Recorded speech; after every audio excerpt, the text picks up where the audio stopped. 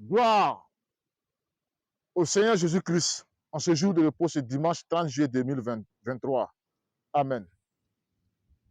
Frères et sœurs, que devons-nous comprendre quand le Seigneur nous dit dans Matthieu 24, 15, c'est pourquoi lorsque vous verrez l'abomination de la désolation dont a parlé le prophète Daniel établie en lieu saint, que celui qui lui fasse attention.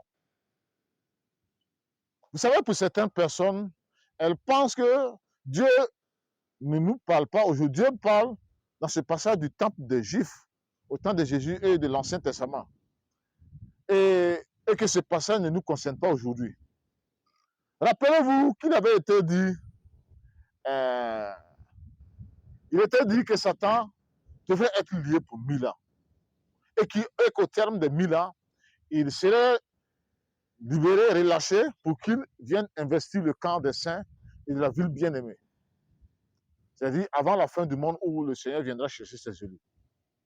Écoutez attentivement, pour ceux et celles qui lisent attentivement, ceux et celles qui lisent bien en profondeur pour chercher à comprendre le plan de salut de Dieu. En réalité, le prophète Daniel annonçait d'avance ce qui allait, un message qui concerne le temps dans lequel nous sommes, ce qui allait arriver vers la fin des temps sur les églises qui sont assimilées au lieu saint, à la ville bien-aimée.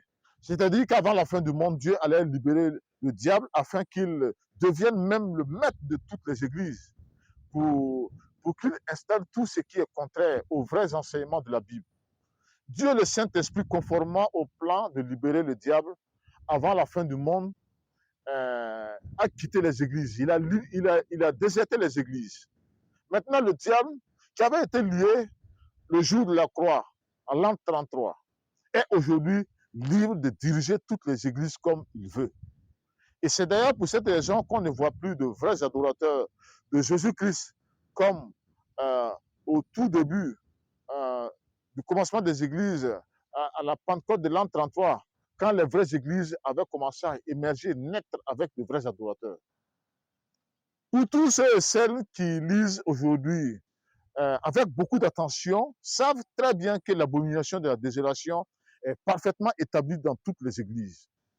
Il suffit, par exemple, qu'une personne qui veut être fidèle, une personne membre d'une église qui tente de suivre la vérité biblique, de propager la vérité biblique, se manifeste. Moi, je vous dis qu'il sera combattu, il sera farouchement combattu, jusqu'à ce qu'il finisse par partir ou qu'il soit chassé de cette église locale.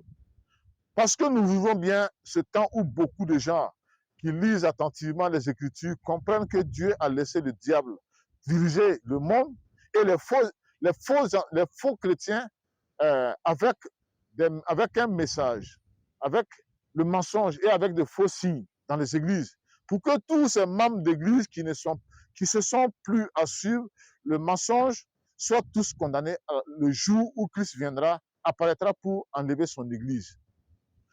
Merci Seigneur Jésus-Christ d'ouvrir les yeux spirituels de ceux qui lisent attentivement et qui veillent pour ne pas suivre le mensonge que le diable a aujourd'hui établi dans toutes les églises du monde. Amen.